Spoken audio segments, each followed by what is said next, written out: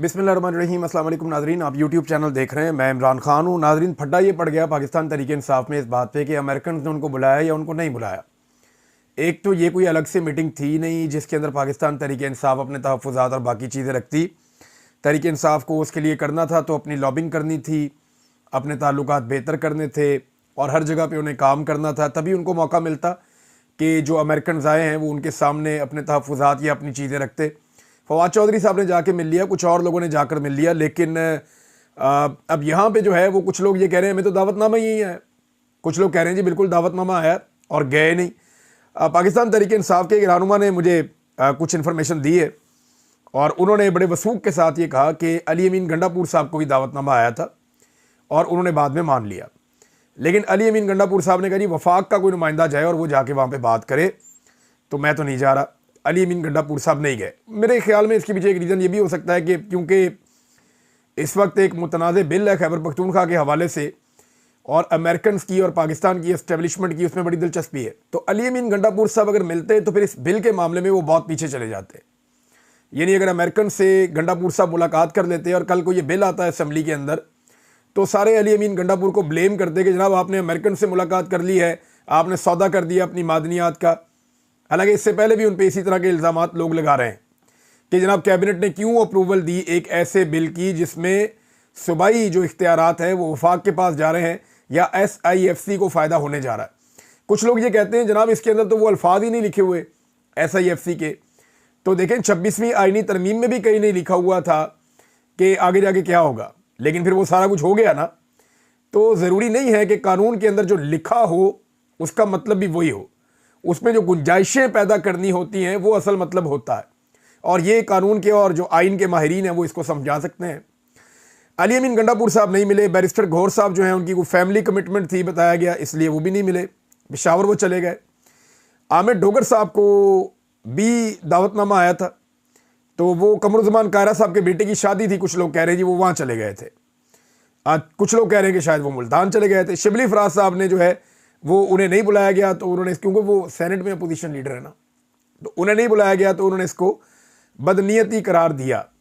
उमर अयूब साहब का नाम नहीं आया कि उनको क्यों नहीं बुलाया गया और बाकी लोग क्यों नहीं वहाँ पे पहुँचे। बहरहाल ये पाकिस्तान तरीके इंसाफ मिल पाती है नहीं मिल पाती, अपनी बात कर पाती है नहीं कर पाती। बज़ाहिर दिखाई देता है कि अमेरिका से जो वफद आया उनकी तवज्जो इंसानी हकूक़ की खिलाफ वर्जियों, मैंडेट की चोरी, पाकिस्तान में जुल्म और बर्बरियत से ज़्यादा मादनियात की तरफ है। उनकी तवज्जो है कि जनाब मादनियात कितनी है पाकिस्तान में, पहाड़ कितने हैं और उनके अंदर क्या कुछ ख़जाने छुपे हुए हैं। ऐसा लगता है कि उनकी तवज्जो वहाँ पे ज़्यादा है। अब इसमें नादरीन ये तो एक है, और दूसरा पाकिस्तान तरीके इंसाफ ने एक और फ़ैसला किया इस बिल को लेकर। वो जो बिल को लेकर फ़ैसला किया वो मैं आपके सामने रखता हूँ, लेकिन क्योंकि पहले अमेरिकन की बात हो रही है तो आर्मी चीफ की बॉडी लैंग्वेज के ऊपर बहुत ज़्यादा सवालात उठाए गए। बहुत सारे लोगों ने इस पर बात भी की है कि जो अमेरिकन के साथ आर्मी चीफ की बॉडी लैंग्वेज है वो बड़ी डाउन है, बड़ी ही हम्बल किस्म की है। वो एक आर्मी चीफ की बॉडी लैंग्वेज नहीं है। यानी पाकिस्तान के अंदर जब वो मूव करते हैं बड़े करख्त अंदाज में, बड़े एक्टिव, बड़े सीधे होकर वो बैठते हैं, लेकिन अमेरिकन के साथ कुछ तस्वीर जो उनकी वायरल की जा रही हैं उनमें ये दिखाया जा रहा है कि वो उस तरह नहीं है, बड़े हम्बल हैं, बड़े आजिज़ी के साथ उनके साथ बातचीत कर रहे हैं। तो अमेरिका एक बहुत ताकतवर बहुत बड़ा मुल्क है। तनकीद करने वालों को ये बात समझनी पड़ेगी कि पाकिस्तान का जितना मर्ज़ी, पाकिस्तान जो है वो हम अपने आप को जो मर्ज़ी समझें, लेकिन अमेरिका के सामने दुनियावी हैसियत में चाहे आप फ़ौजी ताकत की बात कर लें, दुनिया में असर रसूख की बात कर लें, वो तो इस वक्त सुपर पावर है और वर्ल्ड की इकॉनमी को कंट्रोल करते हैं। हमारी इकॉनमी वैसे ही डूबी पड़ी है, तो वहाँ पे बॉडी लैंग्वेज ऐसी ही होती है, कोई भी हो। ख्वाजा आसिफ ने कहा था ना कि हमारे तो जनाब वेंटिलेटर हैं अमेरिका के पास, जब दिल करेंगे वो उतार देंगे। और इसके अलावा शहबाज शरीफ ने कहा था कि बेगर्स आर नॉट चूजर्स, हमारी तो चॉइस ही कोई नहीं हो सकती। तो फिर आर्मी चीफ जो हैं उनको अब जैसे पाकिस्तान में वो रहते हैं वैसे अमेरिकन के सामने तो नहीं रह सकते।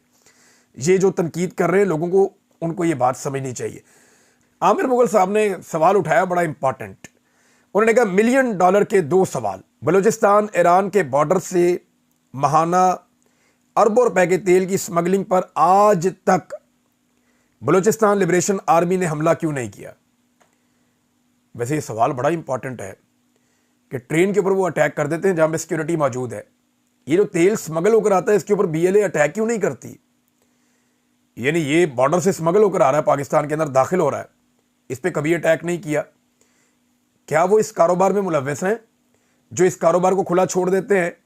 या यहाँ पे खुफिया डील है कि जनाब इनको आपने नहीं मारना, और ये लोग भी बड़े आराम से जो है सलमानी टोपी पहन के हज़ारों गाड़ियाँ लेके बलूचिस्तान के अंदर दाखिल हो जाते हैं ईरान से, और बॉर्डर क्रॉस करके बलूचिस्तान के अंदर और मुख्तलिफ जगहों पे कराची तक चले जाते हैं, फैल जाते हैं हर तरफ। ये बड़ा सवाल है उन्होंने जो पूछा। दूसरा उन्होंने पूछा कि फाटा की सिर्फ एक मोहम्मद एजेंसी में महाना अरबों मालियत के निकाले जाने वाले नेफ्राइट पर आज तक तहरीके तालिबान पाकिस्तान ने कोई हमला क्यों नहीं किया? सही जवाब देने वाले को SIFC के फंड से इनाम दिया जाएगा। देखिए, सवाल दोनों बड़े इंपॉर्टेंट है कि तालिबान हर तरफ हमला करते हैं, हर चीज़ पे हमला करते हैं, लेकिन ये जो मादनियात जा रही होती हैं इनके ऊपर अटैक क्यों नहीं करते? मादनियात पे कभी अटैक नहीं किया तालिबान ने, आप गौर करें। इसी तरह से जो तेल स्मगल होकर आ रहा है उस पर कभी भी BLA ने अटैक नहीं किया। तो जो सवाल इन्होंने पूछा, दो सवाल ही उठाए आमिर मुगल साहब ने, लेकिन एक सवाल और है, वो अक्सर अपने ज़हन में सोचते तो होंगे कि उनके ऊपर हर 5वें 7वें दिन एक नया मुकदमा क्यों हो जाता है। तो ये जो ट्वीट है इसके अंदर जवाब है कि जनाब जिस तरह के आप सवालात पूछते हैं ना, इस तरह के सवाल पूछने वालों पर इस मुल्क में मुकदमे ही होते हैं। तो आमिर मुगल साहब, आप बिल्कुल डिजर्व करते हैं कि आपके ऊपर एक के बाद एक मुकदमा किया जाए। बहरहाल आपने जो अपना सवाल किया उसका जो दूसरा लफ्ज़ है डॉलर, ये जवाब है जनाब मेरे ख्याल में कि डॉलर का खेल है जनाब। डॉलर के लिए सब खेल खेलते हैं। तालिबान जो है वो मादनियात के ट्रकों पे अटैक नहीं करते। इसी तरह जो बलूचिस्तान लिबरेशन आर्मी है वो स्मगलिंग की गाड़ियों के ऊपर अटैक नहीं करते। बाकी हर एक के ऊपर हमला हो रहा है। पंजाबी पश्तून शहीद हो रहे हैं, सिक्योरिटी फोर्सेस के लोग शहीद हो रहे हैं। ये बड़ी बदकिस्मती है पाकिस्तान की। आपका सवाल वैलिड है, लेकिन इसका जवाब देने वाले अभी मसरूफ़ हैं। जब कभी उनके पास टाइम होगा तो उनसे ये जवाब मांगा जाएगा। अच्छा जी, पाकिस्तान तहरीक इंसाफ ने, सलमान अकरम राजा साहब ने तो बड़ी क्लियर बात की है, लेकिन तहरीक इंसाफ ने इसके ऊपर एक एलामिया भी जारी किया। दोनों चीज़ें मैं आपके सामने रख देता हूँ। पहले ज़रा सलमान अकरम राजा साहब का स्टेटमेंट आप देख लें। उन्होंने कहा कि मिनरल बिल बेहतर वक्त में मंजूर होगा, मादनियात वाला बिल जो है बेहतर वक्त में मंजूर होगा, और वो बेहतर वक्त इमरान खान की रिहाई के बाद ही होगा, और यही पार्टी की गालिब राय है, और अली अमीन को भी इस पर यकीन है। यानी इमरान खान तब रिहा होंगे तब करेंगे। खदीजा शाह साहब ने भी यही कहा, बुशरा बीबी की बहन है उन्होंने भी यही कहा, अलीमा खान साहब है उन्होंने भी यही कहा। इमरान खान के जितने वफादार हैं वो सारे ये कह रहे हैं कि ये अरबों डॉलर्स का गेम है, कुछ छोटी बात नहीं है। ये खैबर पख्तूनख्वा में जो मिनरल्स पड़े हैं, अगर आप इनकी टोटल मालियत लगाएं तो कुछ लोग ये दावा करते हैं, जो एक्सपर्ट्स हैं, कि दुनिया के अंदर शायद पाकिस्तान टॉप 10 मुल्कों के अंदर शामिल है जहां बेहतरीन मादनियात पड़ी हैं, और सबसे ज़्यादा वैरायटी खैबर पख्तूनख्वा में। रेयर अर्थ मिनरल्स हैं वहाँ पे, लिथियम है वहाँ पे, कोबाल्ट है वहाँ पे, और बहुत सारी वहाँ पे धातें हैं, कॉपर है, सोना निकलता है, रूबी निकलता है, एमरल्ड निकलता है, जमुर्द निकलता है, और बहुत सारे। तो ये जो सारे के सारे वहाँ पे नादर हीरे जवाहरात निकलते हैं खैबर पख्तूनख्वा से, ये अरबों डॉलर की इनकी मालियत है। तो क्या ऐसी हुकूमत को, जो एक जाली हुकूमत है, ऐसी हुकूमत जिसके पास मैंडेट ही नहीं है अवाम का, उसके हवाले ये अरबों डॉलर्स मालियत के असासे कर दिए जाएं ताकि वो ओने पोने बेच के अपनी दिहाड़ी लगा लें? ये भी सवाल सबके ज़हन में आता है। लिहाजा इमरान खान साहब की रिहाई के साथ लोग इसको मशरूत कर रहे हैं। एक कमेटी भी बनाई गई है पाकिस्तान तहरीक इंसाफ की जानिब से जो इसके टेक्निकल पहलुओं पे गौर करेगी। ज़रा मैं कमेटी के बारे में आपको बता देता हूँ कि इसमें खबर क्या है। जी, खबर यह है कि तहरीक इंसाफ खैबर पख्तूनख्वा ने मादनियात बिल 2025 के तनाजुर में सूबे भर में इस बिल से मुताल्लिक पैदा होने वाली गहरी दिलचस्पी, तशवीश और लोगों की राय के पेश नज़र पाकिस्तान तहरीक इंसाफ खैबर पख्तूनख्वा ने इस कानून का जामे जायज़ा लेने के लिए एक 3 रुकनी कमेटी तश्कील दी है। कमेटी मंदरजा दिल लोगों पर मबनी है। नंबर 1 अली असगर खान, रुकन कौमी असम्बली हैं, मरकज़ी जनरल सेक्रेटरी पाकिस्तान तहरीक इंसाफ खैबर पख्तूनख्वा।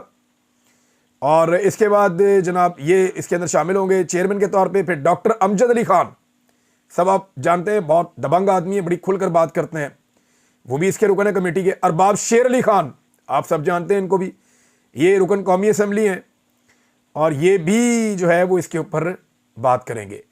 और इसके ऊपर इंक्वायरी करेंगे कि इसके अंदर, बिल के अंदर है क्या। इस कमेटी को यह जिम्मेदारी सौंपी गई है कि वो बिल का तफसीली जायजा ले, इसमें मौजूद अहम सुकम या अबहामात की निशानदेही करे और शफाफियत के फ़रोग, सूबाई खुद मुख्तारी के तहफ़्फ़ुज़, अवामी हकूक़ के एहतराम और कानून को वसीतर अवामी मफाद के मुताबिक ढालने के लिए सिफारिशात तैयार करे। कमेटी को यह इख्तियार होगा कि वो मुतअल्लिका माहिरीन, कानूनी और समाजी रहनुमाओं और दीगर ज़ी फ़हम अफराद से मुशावरत करे। इंतहाई जायज़े और मुख्तलिफ सतहों पर उठने वाले तहफ़्फ़ुज़ात के बाद ये वाज़ेह है कि इस बिल पर मज़ीद वज़ाहत और मुमकिना तरामीम नागुज़ीर है। कमेटी ने अपनी मुशावरत का अमल शुरू कर दिया है और बहुत जल्द खैबर पख्तूनख्वा हुकूमत और पार्टी की मरकज़ी क़यादत को अपनी सिफारिशात और नताइज पेश करेगी। और भी चीज़ें इसमें लिखी हैं, लेकिन एक चीज़ तो क्लियर हो गई है कि अब इसके ऊपर जनाब मज़ीद तहकीक होगी। इसको चेक किया जाएगा कि इसके नताइज क्या हो सकते हैं, असरात क्या हो सकते हैं, सूबाई खुद मुख्तारी ना चली जाए, मादनियात के ऊपर से कंट्रोल ना चला जाए, ये सारी चीज़ें नहीं होनी चाहिए। और 18वीं जो आइनी तरमीम है उसके ऊपर कोई शब खून ना मारा जाए, ये भी बहुत ज़रूरी है। तो ये जनाब मादनियात का मामला जो है वो सूबाई हुकूमत के पास रहे, इसलिए ये कमेटी बनाई गई है। अब देखें ना, ये कमेटी माहिरीन से भी बात करेगी, ऐसे लोगों से बात करेगी जो लोग इसके बारे में बहुत ज़्यादा जानते हैं, जो तफसीली मालूमात रखते हैं, और फिर वो अपनी सिफारिशात मुरतब करेगी। हो सकता है कमेटी कहेगी जी आपको ये बिल पास करवाने की ज़रूरत ही नहीं है, आपके पास जो कानून मौजूद है वो बेहतरीन है, उसके अंदर 2-3 चीज़ें आप तब्दील करें और आप जनाब यहाँ पे सूबाई हुकूमत खुद से बुलाए, सरमायाकारों को उनके साथ बात करे। अब ये सूबाई सब्जेक्ट है और आप दुनिया को अपनी मादनियात बेचें, अपनी शराइत के ऊपर बेचें और बेशुमार पैसा बनाएं। तो ये पैसा बजाय इसके कि कहीं और जाए, खैबर पख्तूनख्वा की अवाम के ऊपर खर्च हो जाए।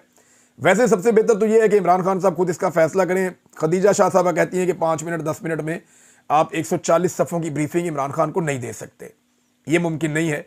लिहाजा क्योंकि ये बहुत अहम बिल है, बड़ी इंपॉर्टेंट चीज़ है, अरबों डॉलर का मामला है, तो फिर इमरान खान साहब को बाहर आने दें। जब वो बाहर आ जाए तो फिर वो खुद ही इस बिल के ऊपर फैसला कर लेंगे।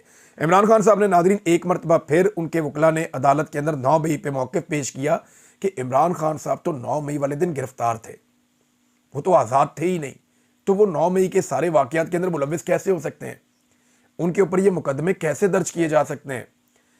देखें ना, सबसे पहला जो जवाब देना पड़ेगा वो ये देना पड़ेगा कि यहाँ कॉलर से, गिरबान से इमरान खान साहब को पकड़ के रेंजर्स के यूनिफॉर्म में लोग घसीट रहे थे। अब एक साबिक वज़ीर आज़म है, जिस तरह तशद्दुद किया गया, जिस तरह घसीट के उनको गाड़ी के अंदर डाला गया और जो वहाँ पे लोगों को ज़ख्मी किया गया, हाई कोर्ट के तकद्दुस को पामाल किया गया और वहाँ पे गैर कानूनी तौर पे एक साबिक वज़ीर आज़म को, अवाम के सबसे मकबूल लीडर को गिरफ्तार करके उसकी तज़हीक की वीडियो को पब्लिक किया गया पाकिस्तान के सारे टीवी चैनल्स पे, ताकि लोगों के अंदर जज्बात पैदा हो, लोग गुस्से में आकर एहतजाज करने के लिए निकले। तो ये बात का जवाब सबसे पहले देना होगा कि ये वीडियो वायरल क्यों की जा रही थी मीडिया के ऊपर, ये वीडियो बनाई कैसे गई थी, इमरान खान के गिरबान पे हाथ किसने डाला था, वो गैर कानूनी गिरफ्तारी करने के पीछे मकसद क्या था, रेंजर्स को किसने बुलाया था, और ये सारा ऑपरेशन क्यों किया गया था, किसके हुक्म पे किया गया था। वहां से ये मामला शुरू होता है, फिर 9 मई की तरफ जाता है। बहरहाल इमरान खान साहब तो इसको हमेशा से एक फॉल्स फ्लैग ऑपरेशन कहते हैं, लेकिन दूसरी जानिब से जिद है कि जनाब इसी में इमरान खान साहब को सज़ा देनी है, तो और बहुत सारे मुकदमों में दी है सज़ा, यहाँ पे भी देकर देख लें। इमरान खान तो मुझे लगता है कंप्रोमाइज़ नहीं करेंगे, और सब चाहते भी हैं। इसहाक डार ने भी ख्वाहिश का इजहार भी किया कि सरेंडर करें पहले। इमरान खान इस सिस्टम के सामने सरेंडर नहीं कर रहा। डार साहब ये चाहते हैं, नवाज शरीफ साहब ये चाहते हैं कि उनकी इज्जत इसी में है कि किसी तरह इमरान खान साहब से सरेंडर करवाया जाए। पाकिस्तान की मिलिट्री एस्टेब्लिशमेंट चाहती है कि इमरान खान साहब से माफ़ी मंगवाई जाए। अब ना वो माफ़ी मांगते हैं, ना वो सरेंडर करते हैं। वो ये कहते हैं कि पाकिस्तान की खातिर मैं रास्ता निकाल सकता हूँ, मैं अपने ज़ाती मामलात का बदला नहीं लूँगा। ये इमरान खान साहब कहते हैं कि जो मेरे ज़ाती मामलात हैं उनका मैं कोई बदला नहीं लूँगा, लेकिन मुल्क को तो आगे बढ़ाना है ना। अब डर उन लोगों को लगा हुआ है जिन लोगों ने जुल्म, बर्बरियत और जबर का बाजार गर्म किया पाकिस्तान में, जिन्होंने फस्तायत पाकिस्तान में राइज कर दी। वो लोग डरे हुए हैं। वो ये सोचते हैं कि हमने जो कुछ कर दिया है, इन गुनाहों की तो सज़ा मिलेगी और कल को हम सारे फंस जाएंगे जब कमज़ोर होंगे या हमारी इक़्तिदार हमारे हाथ में नहीं होगा। तो इसलिए वो सारे लोग डरे हुए हैं, सहमे हुए हैं, और वो ये जानते हैं कि आज नहीं तो कल अवाम ताकत वापस हासिल कर लेगी, इक़्तिदार अवाम के मुंतखब नुमाइंदों के पास चला जाएगा और फिर उनके पास छुपने के लिए जगह भी नहीं होगी। वो कादी फायदी सा की आपने हालत नहीं देखी उनकी, हुलिया बदल के पता नहीं कहाँ फिर रहे थे। जनरल बाजवा को नहीं देखा, वो दुनिया के किसी मुल्क में खुले नहीं फिर सकते, वो जहाँ जाते हैं लोग उनको घेर लेते हैं। तो ये तो उनके हालात हैं, या तो ये पाकिस्तान में महफूज हैं जब तक कि यहाँ पे इनका इक़्तिदार है, या फिर किसी ऐसे मुल्क में जहाँ बादशाहत है, जहाँ पे जाके ये कहें जी हमें कोई जमहूरियत नहीं चाहिए, हमें यहाँ छुपा लें आप, लेकिन वहाँ रहने का मज़ा नहीं आता। बहरहाल अब ये बर्दाश्त तो करना पड़ेगा इन लोगों को जिन्होंने जुल्म किया। अलीमा खान साहिबा, उनकी जो इमरान खान साहब की तीनों बहनें हैं, इनके साथ जो सलूक मुखालिफिन ने किया वो तो किया, और वो तो कर रहे हैं ख़वातीन के साथ जुल्म और ज़्यादती, लेकिन जो इनके साथ अपनों ने किया उसके बाद इनका शिकवा भी सामने आया। यानी जिस तरह पाकिस्तान तहरीक इंसाफ की क़यादत के लोग, कोई चला गया जनाब शादी में, कोई चला गया जनाब पार्टी में, सवाए साहबजादा हामिद रज़ा साहब के कोई भी इनके नज़दीक मौजूद नहीं था। इस बात की इन लोगों को बहुत तकलीफ़ है। अब इमरान खान साहब की बहनों ने एक स्टेटमेंट दिया है इमरान खान साहब की रिहाई के हवाले से। उन्होंने कहा हम अकेली अपने भाई के लिए काफ़ी हैं, हमें किसी की ज़रूरत नहीं है, अपने भाई को रिहा करा कर रहेंगे। ये है जी उनका जज्बा और जोश। अपने भाई को हम छुड़ा लेंगे, हमें किसी की ज़रूरत नहीं है, हम अकेली काफ़ी हैं बहनें, हम अपने भाई के लिए खड़ी रहेंगी। उन्होंने ये बात जो की है ना, ये बड़ी तकलीफ़ में की है। वो जानती हैं पाकिस्तान की आवाम इमरान खान के साथ खड़ी है, लेकिन वो ये भी जानती हैं कि अवाम और इमरान खान के बीच में जो एक लीडरशिप है वो खड़ी नहीं हो रही, और बदकिस्मती है कि वो खड़े नहीं हो पा रहे। हालांकि उनके पास ये मौका है कि वो खड़े होकर तारीख में अपना नाम लिखवा सकते हैं, लेकिन मेरे ख्याल में वो इक़्तिदार के बारे में, सीटों के बारे में, अपने ज़ाती मफाद के बारे में इस वक्त ज़्यादा सोच रहे हैं। मुल्क और तारीख के बारे में शायद वो नहीं सोच रहे। अब जो इनके साथ सलूक हुआ इन बहनों के साथ, यानी ये कैसे हो सकता है कि इमरान खान की बहनों को, फैमिली को जेल के बाहर से उठाया जाए और लीडर्स पीछे ना जाएं, पीछा ना करें अपनी गाड़ियों में। यानी कुछ लोग गए तो हैं ना, तो बाकी लीडर्स क्यों नहीं गए, एमएनएस क्यों नहीं गए, सेनेटर्स क्यों नहीं गए, रोला क्यों नहीं डाला, उठा के उनको जाके अंधेरे में। बिलावल की पुप्पो को सिर्फ रात के वक्त जेल में मुंतकिल किया गया था, पूरे मुल्क में स्यापा पड़ गया था, और इन खवातीन को अंधेरे में, दूर दराज इलाके में, वीराने में छोड़ दिया गया रात के वक्त। किसी ने चूं तक नहीं की पाकिस्तान तहरीक इंसाफ में से। मरियम नवाज की कमरे का दरवाजा टूटा था तो बिलावल ने कहा था कितने बेगैरत हो आप, कितने बेगैरत हो आप। आज कौमी असम्बली में कोई आवाज़ उठी या किसी मेंबर की आवाज़ उठी, बिल्कुल एक ऐसा स्टेटमेंट, जी बड़ी मजम्मत हम करते हैं, वक्त आने पे इसका जवाब दिया जाएगा, वक्त आने पे जवाब दिया जाएगा। अगर आपके अपने घर की खवातीन के साथ ये हो तो क्या आप वक्त आने पे जवाब देंगे? आप इंतजार करेंगे कोई वक्त आए और फिर आप जवाब दें? गैरतमंद इंसान जो होता है ना, वो वक्त का इंतजार नहीं करता, उसको वहां जवाब देना चाहिए था। आपको मुंह से बात करनी है, आपने कौन सी जंग लड़नी है, आपने कौन सा हथियार पकड़ के गले पड़ जाना है, आपने अपने मुंह से बात करनी है। कम से कम खुल के मजम्मत तो करें इस मामले की, लेकिन वो भी नहीं हो रही। इमरान खान की दूसरी बहन है, उन्होंने भी एक बड़ी क्लियर बात की है, और उन्होंने कहा जी कि इनकी नस्लें ख़त्म हो जाएंगी अगर इमरान खान को कुछ हुआ तो। ये नौरीन खान नियाज़ी साहब हैं कि इनकी नस्लें ख़त्म हो जाएंगी अगर इमरान खान को कुछ हुआ तो। इमरान खान साहब के साथ अल्लाह ताला की मदद है, अल्लाह ने उसको पहले भी बचाया, वो आइंदा भी बचाएगा। लेकिन ये उन्होंने वार्निंग दी है कि अगर इमरान खान को कुछ हुआ तो फिर नस्लें आपकी भी ख़त्म हो जाएंगी, आपके पल्ले भी कख नहीं बचेगा। नाज़रीन, अख्तर बेंगल साहब का एक ट्वीट है, सूरत-ए-हाल अख्तर बेंगल साहब के हवाले से मैंने आपको पिछले वीलॉग में भी बताई थी। इन्होंने कसीरुल जमाती एक कॉन्फ्रेंस की है, सिर्फ इसमें हुकूमती जमातें शामिल नहीं हैं, बाकी जमातें इसके अंदर शामिल हैं, और उसी जगह पे की है लखपास में, जहाँ पे अख्तर बेंगल साहब धरना देकर बैठे हैं। देखें, ये होती है लीडरशिप। इन्होंने कहा हमने अपने सूबे की खवातीन को, अपनी बहनों को, अपनी कौम की खवातीन को हमने आज़ादी दिलवानी है। वो बैठे हुए हैं सड़क के ऊपर, उन्होंने ईद भी वहीं गुजारी, रमज़ान भी वहीं गुजारा, अभी भी उसी सड़क के ऊपर बैठे हुए हैं। वहीं पे उन्होंने ऑल पार्टीज कॉन्फ्रेंस बुलाई है। इनके ऊपर खुदकुश हमला भी हुआ, ये वापस नहीं गए। इनके ऊपर क्रैकडाउन्स भी हुए, ये वापस नहीं गए। धमकाया भी गया, ये वापस नहीं गए। रास्ते भी बंद किए गए, ये वापस नहीं गए, अभी भी वहीं बैठे हैं। अच्छा, जो डिक्लेरेशन है जो वहाँ से आई है, जब ये सारे इकट्ठे होकर बैठे, तो उसमें जो चीज़ें मैं बता देता हूँ। बलूचिस्तान के ज़ेर दस्तखत जमातें, बलूचिस्तान की मखदूश सूरत हाल, BYC के, यानी ये जो बलूचिस्तान की जो तंजीम है जो बनी हुई है, मारंग बलोच जिसको हेड करती हैं, उसके हवाले से उन्होंने कहा गिरफ्तार रहनुमाओं डॉक्टर मारंग बलोच, बेबो बलोच, गुलजादी बलोच, बिभर्ग बलोच और शाजी सबगतुल्लाह बलोच और दीगर की गैर कानूनी गिरफ्तारियों और बलूचिस्तान की वफाकी आइनी हैसियत को नौ आबादी में तब्दील करने के अमल की शदीद अल्फाज में मजम्मत करते हैं। तमाम गिरफ्तार असीरान को फिलफौर रिहा किया जाए, ताकि बलूचिस्तान में तलखी को कम करना सियासी माहौल की क़याम के लिए बेहतर होगा। तलखी तो कम करें ना, बंदे तो छोड़ें पहले। हम बलूचिस्तान की वफाकी वहादत की हैसियत की बहाली, खुफिया इदारों की मुदाखलत, सियासी जमहूरी जदोजहद करने वाली जमातों और BNP की पुरअमन लॉन्ग मार्च को रोकने और सरदार अख्तर जान मेंगल समेत सियासी कायदीन को खुदकुश हमला आवरों के रहमो करम पर लकपास के मकाम पर छोड़ने के नारवा अमल को इंतहाई तशवीशनाक और गमो गुस्से की निगाह से देखते हैं। क्योंकि ज्यादती हुई है सारी की सारी, और जिस तरह लोगों को छोड़ा गया खुदकुश हमला आवर के रहमो करम पे, उसके ऊपर भी उन्होंने मजम्मत की है। वो कह रहे हैं बड़े गमो गुस्से की निगाह से हम देखते हैं। हम सियासी जमहूरी जमातें बलूचिस्तान के मसले के हल के लिए जमहूरी आइनी और गैर मुतशद्ददाना जदोजहद की ना सिर्फ हमायत करते हैं बल्कि रियासत और रियासती इदारों की जारहाना पॉलिसियों को वफाक के लिए तबाहकुन समझते हैं। ये आखिरी जो पैराग्राफ ना, ये बहुत इंपॉर्टेंट है, इसको गौर से सुनिएगा कि ये कितना बड़ा मौका है। हम बलूचिस्तान के मसले के हल के लिए मुनक्कदा हालिया कौमी सलामती कमेटी के इजलास के फैसलों, बिलखसूस हार्ड स्टेट यानी ताकत के इस्तेमाल को मुल्क में मजीद इंतशार और इज़्तिराब का बायस बनने का जरिया समझते हैं। लिहाजा रियासत ऐसे सख्त गिर पॉलिसियों से ना सिर्फ इज्तनाब करे बल्कि आईन पर मुकम्मल अमलदारी को यकीनी बनाते हुए बलूचिस्तान के मसले को हल करें। फिर पार्टियों के दस्तखत हैं। अब ये समझें आप बात कि ये पार्टियां इकट्ठी होकर क्या कह रही हैं, रियासत को, रियासती इदारों को, मिलिट्री एस्टेब्लिशमेंट को, हुकूमत को। वो ये कह रहे हैं कि आइन के ऊपर अमल दरामद कर लें, बलूचिस्तान का मसला हल कर लें। अब ये लोग आइन की बात कर रहे हैं, जमहूरियत की बात कर रहे हैं, इंसानी हकूक की बात कर रहे हैं और एक आइन के दायरे के अंदर रहकर बात कर रहे हैं और अपने एहतजाज के आइनी हक को इस्तेमाल करते हुए बात कर रहे हैं।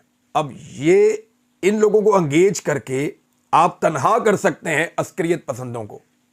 वो जो लोग दहशतगर्दी करते हैं, वो जो लोग कत्लेआम करते हैं, उनको अगर आप मौका नहीं देना चाहते तो फिर आपको इनको मौका देना पड़ेगा। दोनों में से एक ही चीज़ हो सकती है ना, या तो आप आइनी तरीके से, जमहूरी तरीके से लोगों को उनके हुकूक दे दें, नहीं तो फिर आप जो लोग हथियार उठाकर पहाड़ों पे चढ़े हुए हैं उनको आप तकवीयत देते हैं कि जनाब आपका तरीका ठीक है, इनकी तो हमने बात माननी नहीं है। ना हम जमहूरियत में मानते हैं, ना हम आइन में मानते हैं, ना हम एहतजाज में मानते हैं, ना हम बातचीत में मानते हैं, ना हम मुज़ाकरात में मानते हैं, ना हम किसी कानून के अंदर मानते हैं। हम इन चीज़ों में नहीं मानते। आपका रास्ता ठीक है, आपने बंदूकें उठाई हुई, आप अटैक जारी रखें। लोगों की हमदर्दियां फिर उस तरफ चली जाती हैं, उम्मीदें फिर उस तरफ चली जाती हैं। तो आसान तरीका यह है कि लोगों की उम्मीदों को सियासतदानों के साथ जोड़ें। जो लोग जमहूरियत और आइन की बात करते हैं, लोगों की उम्मीदों को यहां जोड़ें, बजाय इसके कि जो पहाड़ पे हथियार लेकर खड़े हैं आप लोगों की उम्मीदों को वहां मोड़ देते हैं। रियासत के पास ये एक मौका है और उन्हें इस मौके से फायदा उठाना चाहिए। या अफरीदी साहब का एक स्टेटमेंट है, छोटा सा स्टेटमेंट है, पढ़ के मैं गुजर जाऊंगा। उन्होंने कहा जी मेडिकल ग्राउंड पर जमानत दी तो तमाम कैदियों को देनी पड़ेगी फिर इसी ग्राउंड के ऊपर जमानत। आपको याद है एक अदालत वो भी थी या अफरीदी साहब, जब कहा गया कि अगर नवाज शरीफ साहब को कुछ हो गया तो जिम्मेदार कौन होगा, क्या हुकूमत जिम्मेदारी लेगी? फिर प्लेटलेट्स गिरते हैं और अदालत नवाज शरीफ को स्टाम्प पेपर पे निकालती है 50 रुपए के, और सिर्फ इलाज के लिए घर नहीं भेजती, पाकिस्तान से बाहर बरतानिया भेज देती है। नवाज शरीफ के लिए कानून और बाकियों के लिए और, उमर चीमा के लिए कानून कुछ और है, यास्मीन राशिद के लिए कानून कुछ और है, महमूद रशीद के लिए कानून कुछ और है, इजाज चौधरी सख्त बीमार है उनके लिए कानून कुछ और है, शाह महमूद कुरैशी के लिए कानून कुछ और है, और नवाज शरीफ के लिए कानून कुछ और है। इमरान खान से तो नवाज शरीफ का मुवाजना बनता ही नहीं ना। लेकिन यहां आप देखें ना कि क्या कानून उसके लिए कुछ और है कि अदालत बुला के पूछती है इसको कुछ हो गया तो क्या होगा, कौन जिम्मेदारी लेगा? पाकिस्तान से बाहर भेज दिया इलाज करने के लिए और यहां पे रिलीफ देने के लिए तैयार नहीं है। अंदाजा करें आप। अब तक के लिए इतने, अपना ख्याल रखिएगा, अपने इस चैनल का भी। अल्लाह हाफिज़।